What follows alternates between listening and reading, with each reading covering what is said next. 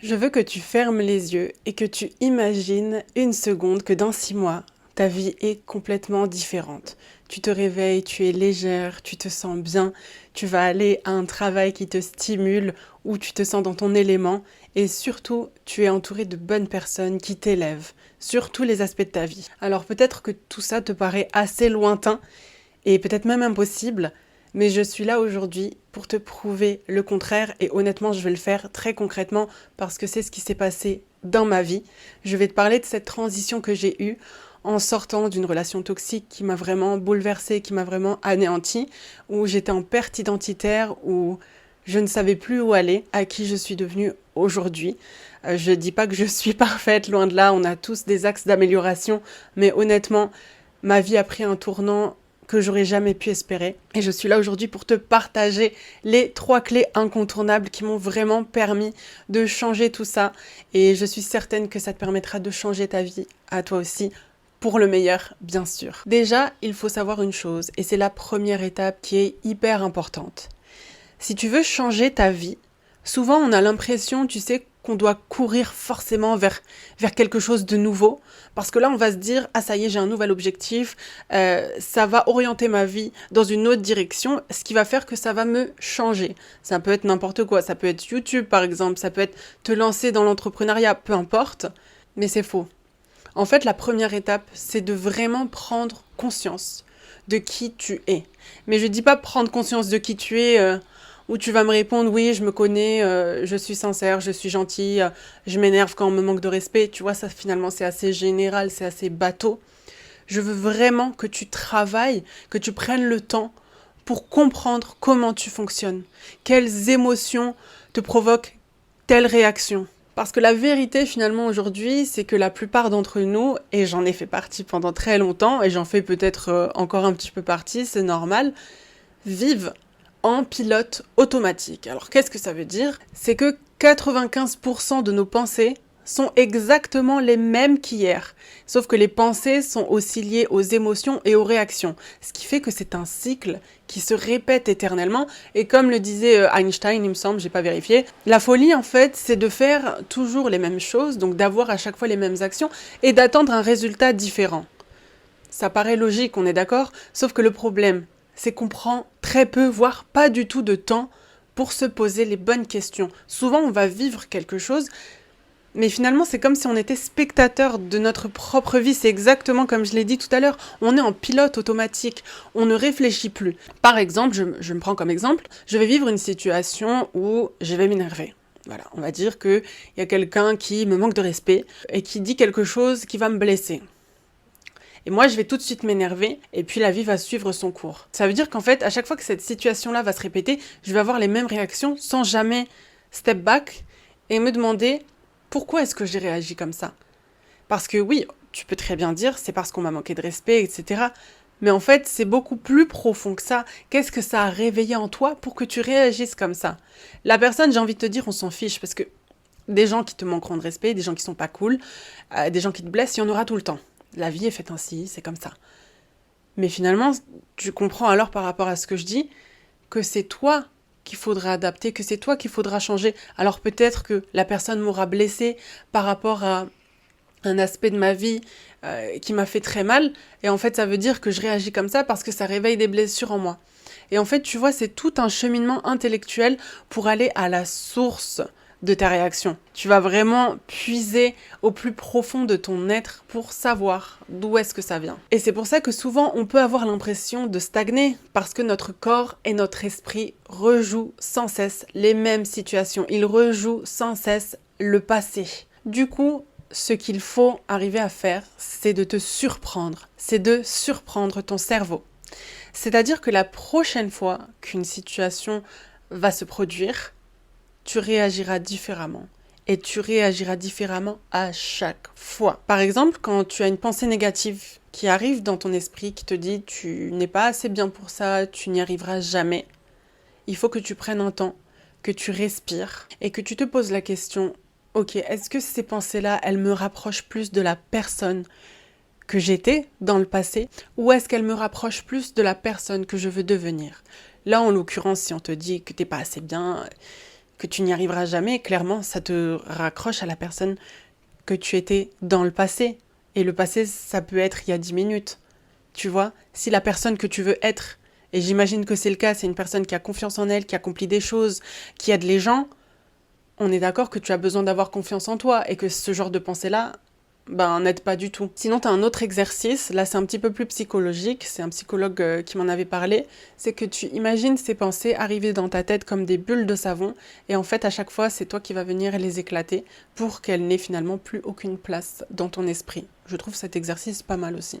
Donc en fait, je veux que tu fasses ce travail de prendre ton temps, de fermer les yeux, de faire cet exercice au calme aussi, parce que quand il y a du bruit autour, on peut vite être perturbé, et de te demander quelles émotions reviennent souvent. Et sois honnête avec toi, parce que si t'es pas honnête pendant cet exercice, t'arriveras jamais à aller à la source du problème qu'on cherche, à aller à la source des émotions. Et en fait, il faut que tu les notes. Et comme je l'ai dit tout à l'heure, à chaque fois qu'elles reviennent, il faut que maintenant tu réagisses différemment. Moi, c'est ce qui s'est passé parce qu'honnêtement, j'en avais marre d'être la même personne, qui avait toujours les mêmes réactions, qui était toujours blessée pour les mêmes choses. À un moment donné, je me suis dit stop. Et j'ai pas changé parce que quelqu'un m'a dit faut que tu changes. Pas du tout. J'ai changé parce que je me suis dit j'ai envie de changer.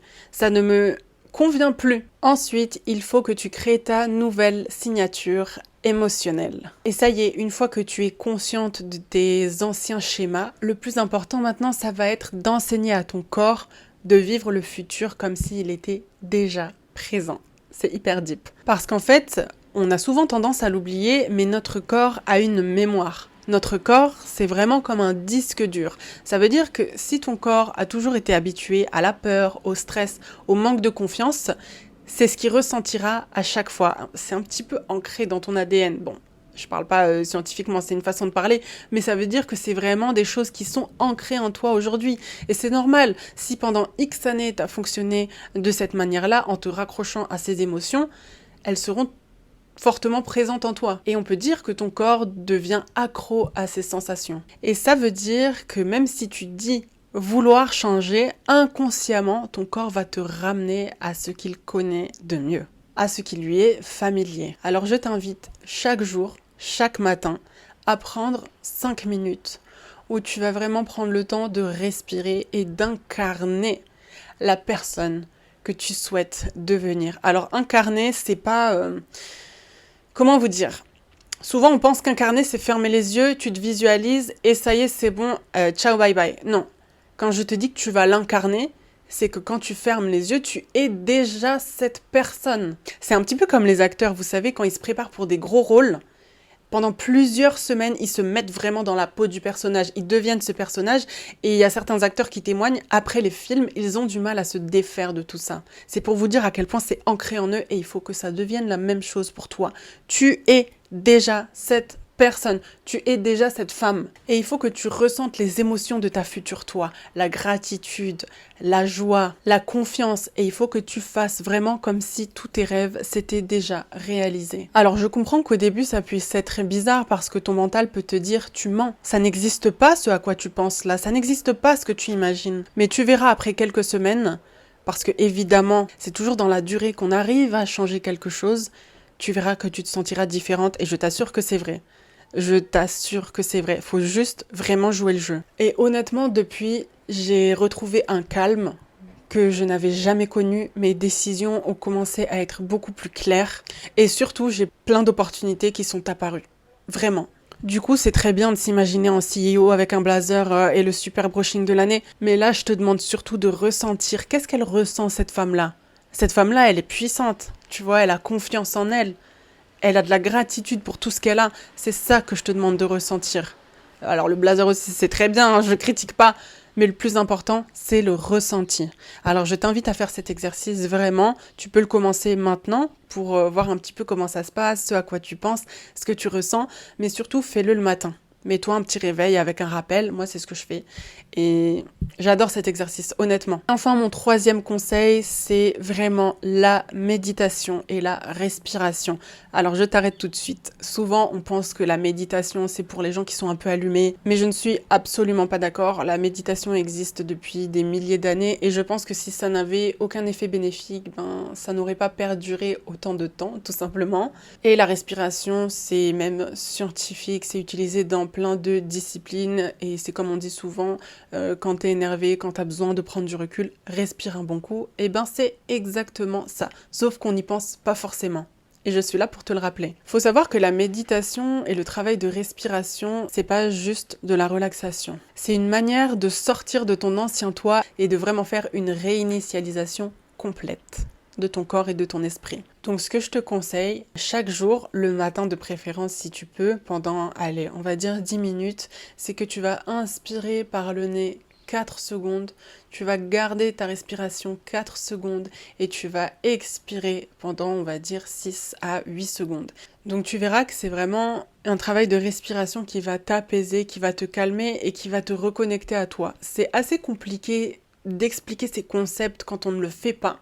Mais une fois que tu es dedans et que tu le fais vraiment, tu comprends de quoi je parle. Donc prends vraiment le temps de te connecter à toi, de ressentir tout ce qui se passe dans ton corps. Réinitialise-toi. Et je t'assure qu'au fil des jours, ce rituel a totalement changé mon énergie. Je vivais plus du tout en fait en réaction à ce qui m'arrivait. J'étais beaucoup plus connectée à mes émotions et beaucoup plus consciente de ce qui se passait en fait autour de moi. En fait, tu vas créer à chaque fois, chaque matin, l'état intérieur qui va guider ta journée. Et je t'assure que ces 3 clés que je t'ai données, c'est du concret. Dans les explications, ça peut paraître abstrait des fois, je suis totalement d'accord avec toi, mais si tu les mets en place, je t'assure que ça peut te mener extrêmement loin dans la vie. Et c'est d'ailleurs lié à mon activité sur YouTube, parce que quand je me disais, mais tu te rends compte, il y a potentiellement des gens que tu connais qui vont tomber sur tes vidéos, mais qu'est-ce qu'ils vont penser? Mieux vaut pas que tu le fasses, tu vas peut-être te ridiculiser, etc. Mais en fait, ces pensées-là, elles me raccrochaient à la perte identitaire que j'ai vécue, tu vois, quand je suis sortie d'une relation, voilà, vous savez déjà l'histoire, mais totalement catastrophique, où t'as plus confiance en toi, tu sais même plus qui tu es. Ça me raccrochait vraiment à ça, en fait. Aujourd'hui, la personne que je suis, encore une fois, elle n'est pas parfaite, il y a plein de choses que je peux améliorer, j'en suis consciente, mais j'ai confiance en moi. Je sais ce que je suis capable de faire. Je sais que je suis capable d'aider des gens, que j'ai un impact. Et ça, faut se le dire aussi, tu vois. On est dans une société aussi où on n'aime pas trop, tu vois, l'excès de confiance en soi. Mais en fait, c'est même pas la question. C'est juste d'être consciente de ce que tu es, en fait, de la valeur que tu as. Et ça, je pense que malheureusement, on le met pas assez en avant. Tu as de la valeur, tu as des capacités, tu as des talents. Et ça, faut l'exploiter au maximum. Voilà, j'espère que cette vidéo, en tout cas, te fera du bien. J'espère du fond du cœur qu'elle t'aidera parce que moi, c'est vraiment ce qui m'a aidée et je suis contente d'en parler aujourd'hui. Des fois, on hésite un petit peu parce qu'on se dit, oh, peut-être qu'on va se dire que t'es un peu allumé, tu vois, que tu penses trop loin dès que ça parle de méditation, etc. Alors qu'en fait, non, pas du tout. C'est de l'incarnation, c'est psychologique. Le cerveau, tout part de là. Tes pensées partent de ton cerveau. Si ton cerveau, il n'est pas conditionné, ma grande, ben ton corps, il le sera pas non plus. Ton esprit non plus. Et en fait, tu pourras vouloir accomplir toutes les choses possibles si là-dedans, c'est pas carré. Ça pourra peut-être fonctionner, on va dire quoi, 1 mois ou 2. Mais après, tu verras que tu n'arriveras pas à tenir la route parce que ton mental, il sera pas là.